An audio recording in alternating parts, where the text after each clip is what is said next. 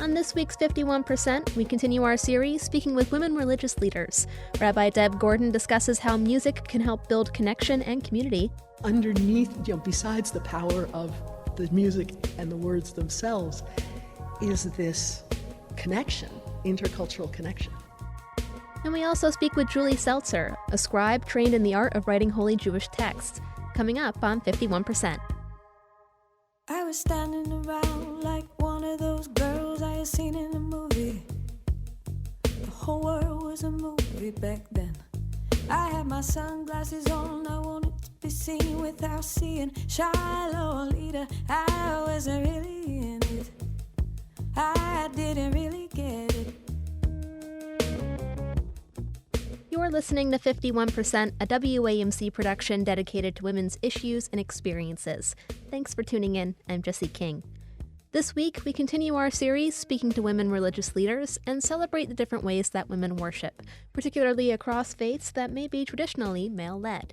Our first guest today has been the rabbi at Troy, New York's congregation Bereth Shalom for almost 25 years.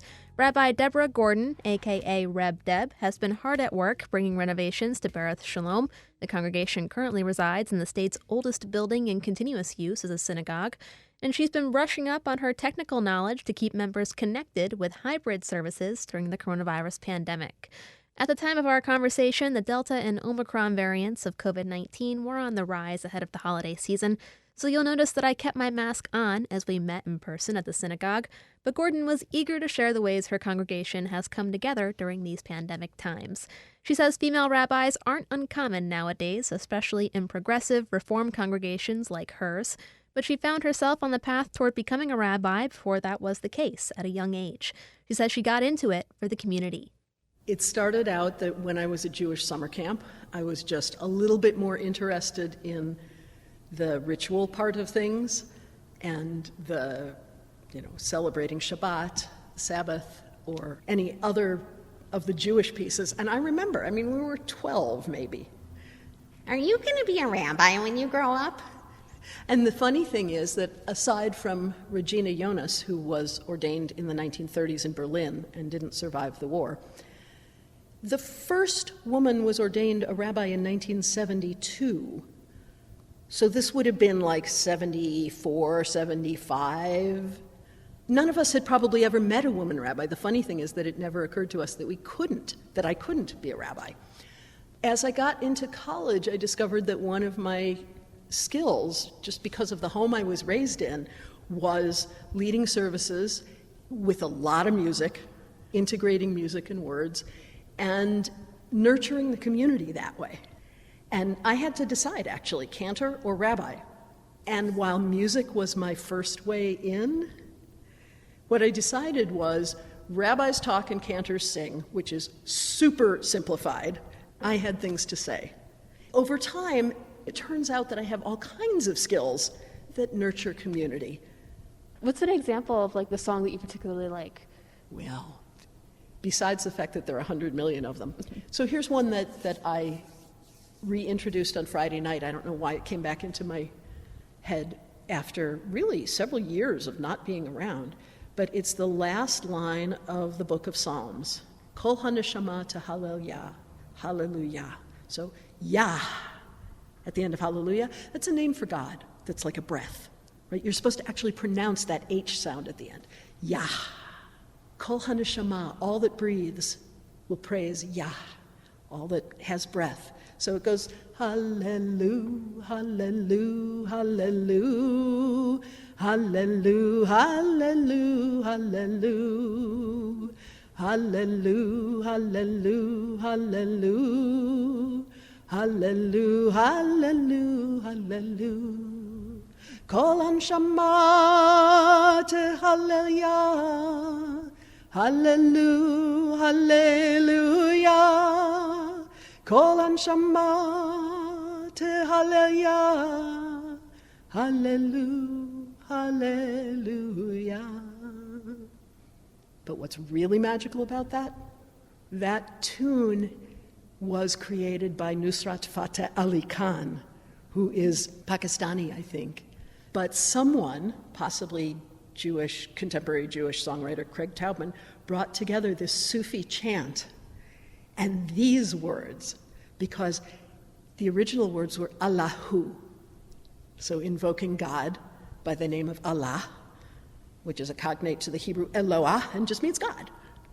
So underneath, besides the power of the music and the words themselves, is this connection, intercultural connection.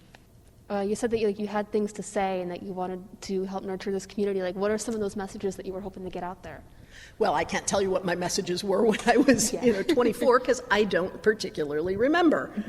But at the core of my life, as well as my rabbinate, is a two-word phrase from Genesis chapter 1, where it talks about humanity being created b'tselem Elohim, in God's image.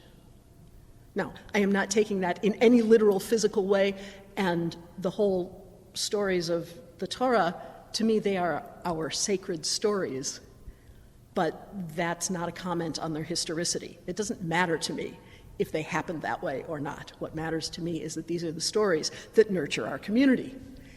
And this idea that every human being is created of infinite worth and infinite possibility, that's, to me, the basis for the radical assertion of justice. I am not personally much of an activist. Politics is not my thing. Community organizing, I'm an introvert. There's only so much that I can do with people before I have to recharge by myself. But I can use the stories and the teachings of a 3,000 or more year tradition to leverage community action, individual action, to bring hope. It's a lot of what I've been doing the last 2 years, is helping people stay connected to each other, providing perspective, reminding people that we are hoping to be post-pandemic at some point, and that our pre-pandemic, like normal life, was post the last pandemic. So of course this one's going to come to an end at some point. Describe for me what your services are like here, especially during COVID. Well, during COVID, as you can see, we have chairs spaced apart. We've been requiring masks, and mostly people are still attending online. But it's important to me that we do it over Zoom so that it remains interactive. And the singing, the loss of singing, has been one of the hardest things. But one of the things, let me tell you about the High Holy Day services. Right? So the first year, they were entirely virtual. Our choir director, Dan Foster, is also a tech wizard. He wasn't at a keyboard, he was at 2 different Mac computers, and I was at the front. But we leaned into the medium, right? And over the summer, he brought choir members in one at a time and made some of those Brady Bunch or Hollywood Squares, depending on your generation, and made those music videos of some of the most beautiful pieces.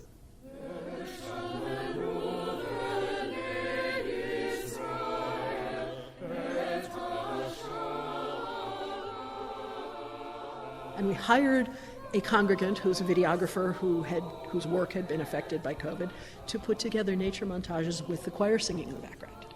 We had quiet time with beautiful images on the screen, and people writing things in the chat and adding names for healing in the chat and names of people they were remembering for the memorial prayer in the chat. In terms of bringing people together, it's allowed us to remain community. Aside from COVID, one thing I've been asking people is just sort of what are some of both the opportunities and obstacles facing your religion as a whole right now, or your congregation? It's not how I look at the world.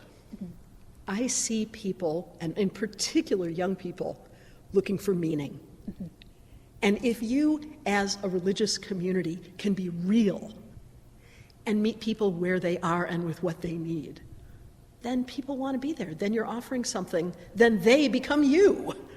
And this is something that this congregation has been really good at. I mean, when I arrived, it was already a welcoming congregation. There were gay and lesbian members, which in 1997 was not nearly so common as it is today. Today, there are a lot of young trans folks who are either interested in becoming Jewish or who were raised Jewish and really don't know if there's a place for them in the community. And I guess we have a reputation out there because That's a high proportion of the young people that I see. The challenge is to be our best selves. The challenge is to have faith. But this is not faith in God. This is faith in humanity, in the future, in the reality that the principles and ethics and values that we prize are worth sticking to even when it seems like it's going to be not to your advantage. There's a reason that they are ethics and morals and values, and you find out what they really are when it's tough. And I'll give you a quick example. This year is the Jewish Shemitah year. It's a year, the 7th year in a 7-year agricultural society in which land was left fallow, debts were remitted, and indentured servants came to the end of their indenture. Right? This is all laid out like in Deuteronomy. I think only the land and maybe the debt part is still followed among some Jews in Israel, and I should say Israel-Palestine because that's important to me. So we studied about it last year, and the congregant who organized that study decided she wanted to organize a loan to the Community Loan Fund this fall, which would then be immediately forgiven. In other words, so it was a donation rather than an investment loan, which is what they usually do. And you could approach that from a synagogue leadership perspective 2 ways. You could say, oh my God, if we're asking people to donate money somewhere else, that's going to take money away from us. Or you could say, encouraging generosity, encouraging people to live their values, will encourage people to value the synagogue as well, which is the response of our leadership. We ended up making an over $3,000 donation. So that's an example of, I can't answer your question about problems with problems and challenges because challenges are opportunities. You know, I'm not an eternal optimist in the sense that I believe everything's going to turn out all right, but I am a person with hope. And it's not just based on feelings, it's based on, hello, Jews have been here for over 3,000 years. Whatever it is, we've seen it before. And there may be personal suffering and people may die. And, you know, I mean, we're in the middle of a pandemic. We are, I hope, still in the middle of a reckoning with systemic racism. It's not that everything's okay, but we will get through this. Well, thank you so much for taking the time to speak with me. Is there anything that I'm missing that you'd like me to know or that you want listeners to know? Well, you wanted to know about specifically being a female religious leader. I think as a lesbian, I navigate the world a little different than straight women. My assumptions about what my relationship is going to be to both men and women and non-binary people is different than many heterosexual women. Not all. I think that sometimes my congregation has looked at me with expectations they might not have had of a male rabbi in terms of bending over backwards to be understanding and compassionate and so on. I am not entirely sure, because I don't tend to lead by setting boundaries. I tend to lead collaboratively. Mm-hmm. And it's not that men don't do that. So it's hard for me to say this is because I'm female, even though I feel it. Mm-hmm. But I think that on the occasions where I've deviated from that, it's probably come as something of a shock. Just lastly, for people who are maybe interested in participating in a service or Zoom or in person, what are the details? What should they know? They should know that this is a warm and welcoming and friendly congregation. The service is a combination of Hebrew and English. If you're going to be in person, we ask that you register ahead of time. Anybody's welcome on Zoom. But also know if you're coming from a really short Protestant service, Friday night services are usually an hour and a quarter. High Holy Day services are 2.5. Yom Kippur morning's probably 3. Rosh Hashanah morning may also be 3. You know, I try and keep it moving. I try and make it something that speaks to people and touches them. But, you know, when you're not talking about being in and out in 45 minutes for a Jewish service, at least not here.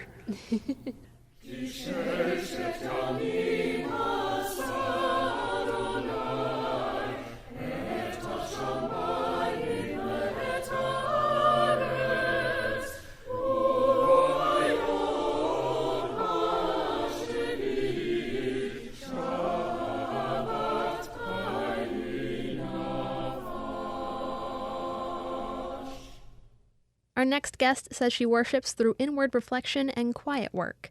Julie Seltzer is part of the Stam Scribes, a collective of progressive Jewish scribes from around the world. The Stam scribes are some of just a few women to claim the title of soferet worldwide. With a quill and ink, they patiently and artfully transcribe the various religious texts needed for holy rituals and prayers. While Seltzer says she grew closer to her Jewish faith and learned Hebrew at a young age, she came to the craft almost unexpectedly. In terms of what got me interested in the scribal arts, I was living and working at a Jewish retreat center when my mother was diagnosed with late-stage cancer. And it was a few months before she died that this idea, which seemingly out of nowhere popped in my head, that I wanted to learn the art of sacred Hebrew calligraphy. I'd always loved Hebrew. And I was already, like I said, involved in Jewish practice. I even chanted from the Torah on the Sabbath, the Torah being one of the objects that is handwritten by a scribe. But I really had never given much thought to who wrote them and what that process was even like. I mean, at that time, facing mortality in a way that, that was very close to me, I think that I was drawn to a practice that was about transmission from one generation to the next. It's also a practice that demands a certain quiet that I think I was craving at that moment in time. So I just decided to start learning. I found what I could find on the internet and took it from there. Can you tell me a little bit about why scribes are important? I think it's fascinating, and in learning about this, I was surprised that you can't just go and pick up a printed copy of something. Right, exactly. A lot of people don't realize that the Torah is written by hand, along with some other sacred objects. Of course, the Torah is also printed, and we learn from printed copies, but the handwritten copy is what is chanted from as part of the ritual of reading the Torah out loud in a synagogue space. I'm technically what's called a soferet stam. Stam is an acronym that stands for the objects that we're trained to write. A Sefer Torah, that is the scroll of the Torah. Tefillin, which are religious objects. They're these small boxes that are wrapped around the head and the arm, and inside the boxes are small handwritten scrolls, sections from the Torah, and also a mezuzah, which is parts of the Torah that comprise most of a Jewish prayer called the Shema, and those are placed in small boxes and on the doorposts. You may have seen like a small rectangular box on the door of a Jewish home. The other thing that's written by hand by a scribe is the Book of Esther, which is read on the holiday of Purim. So you mentioned that you learned a lot of how to do it online, but what was that process like? How long does it take to, master this craft? I was really a beginner. I had never even done any calligraphy in my life.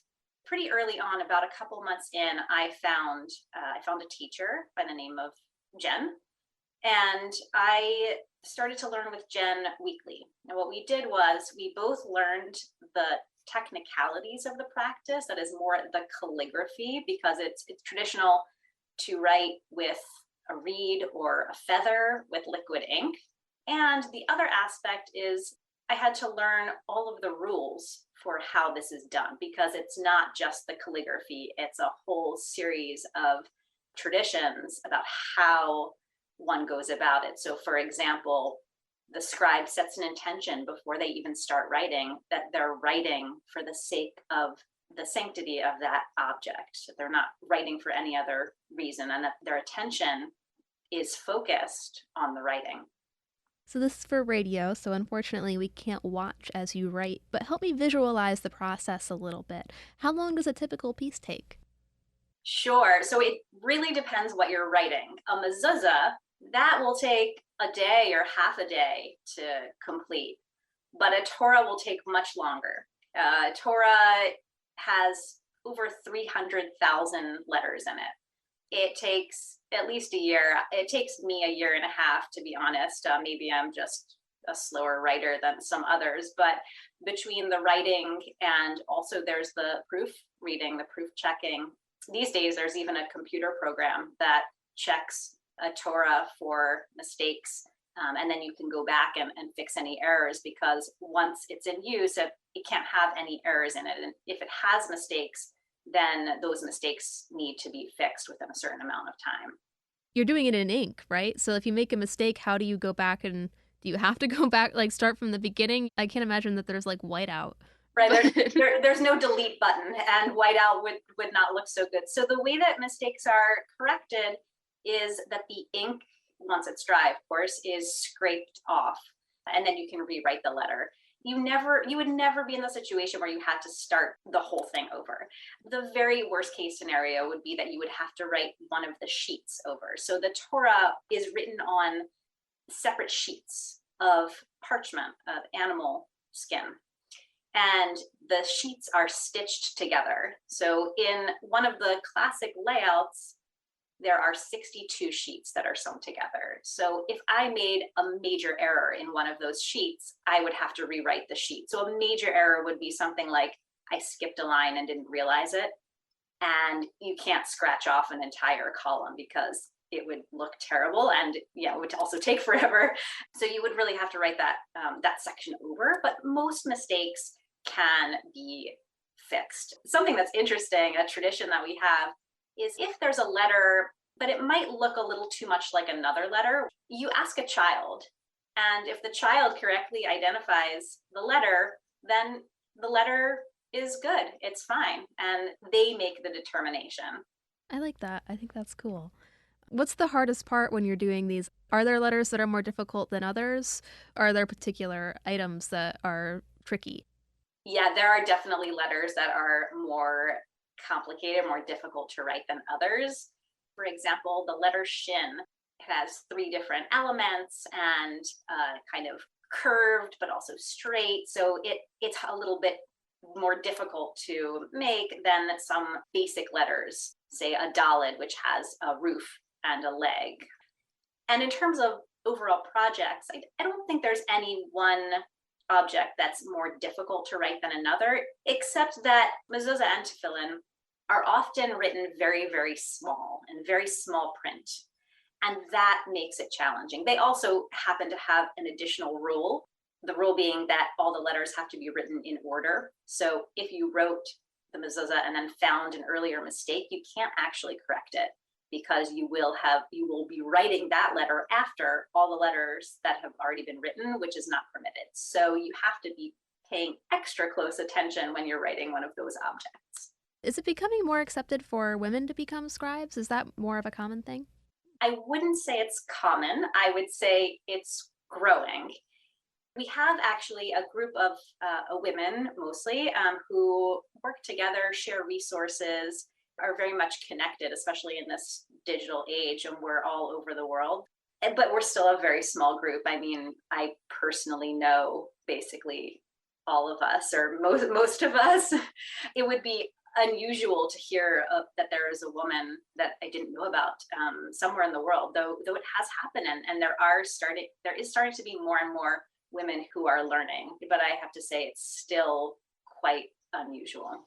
Scribes learn from another scribe. So you have a teacher. In the past, that used to be sort of the most common scenario, was a father teaching his son. There is a school in Jerusalem, but women are not actually allowed to go to the school. So in traditional circles, the writings that we create are not accepted for the most part as kosher in the Orthodox world. So it's complicated. And in fact, Jen, the teacher that I first found, when I looked around for a teacher, I realized everyone was giving me the same couple of names because there were barely any people willing to teach a woman, and there were barely any women who had learned and who were able to teach. In fact, Jen is the first woman that we know of to write a Torah scroll. She finished her first Torah in 2007. Do you have a favorite passage or story that you'd like to share with listeners? Wow, they're like babies. You can't choose a favorite. But in different moments of my life, I've been drawn to different sections of the Torah. When I was first starting out, I loved a section in Numbers, and the reason I loved it is because it repeated itself. It's like 12 paragraphs that essentially are the same exact thing with slight differences in the names of the people. And I loved it because I could practice and get better at it each time. Now I might say, this part gets a little dry, but but yeah, I tend to be drawn to to the earlier like narrative stories, especially the story of Joseph, who is taken and enslaved in Egypt, but then over the years is appointed second in command to the Pharaoh. I think I like the drama. My background is actually in theater. I studied theater in college, and so I just like love those intense emotional moments, right? Joseph, his father thinks that he's dead, and he finds out so many years later that he's alive, and he gets to see his son. And for Joseph, he in some way was betrayed by his brothers. I mean, he didn't behave so well to them, but still they betrayed him, sold him. And that moment of forgiveness and reunification I think is really emotionally beautiful and poignant. All right, well, lastly, how would you say being a scribe has shaped your outlook or your understanding of your faith? Wow. I think there are a lot of people who are searching for something meaningful. And I think Judaism has a lot to offer in this realm. And there's no neutral way to be in the world, right? We're always experiencing it through a particular lens. And I think the Jewish lens, and not that there's one Jewish lens, but the way that I experience it, Judaism is marked by the weekly cycle and the yearly cycle of holidays. And for me, this really helps mark time in a way that the secular calendar doesn't quite do it for me. And it helps provide some structure and meaning to my life. I hope that Judaism will evolve the way that language evolves, kind of naturally through its continued use. And everything that's in use changes, right? The religion is not meant to be a museum piece frozen in time.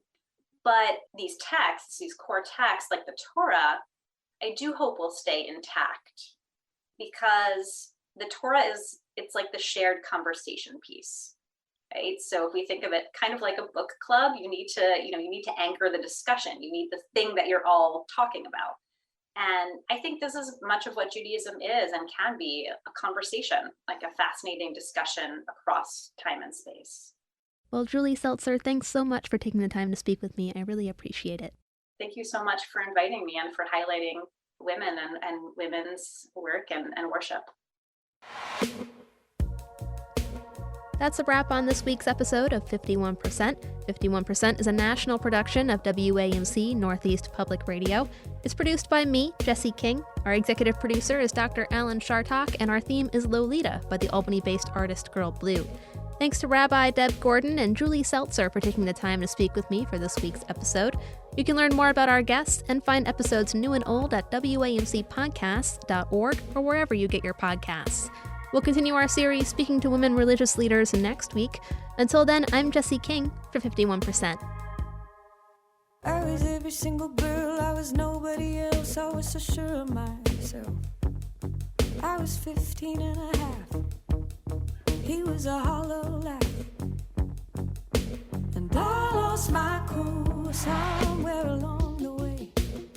At night and down the hallway, I had to learn how to look away. I lost my cool, no electricity, hot rain on the concrete, sweet melting little girl dreams. They said, oh, I want a big life, not a house I could have been like. Where are you taking me? Where are you taking me? Said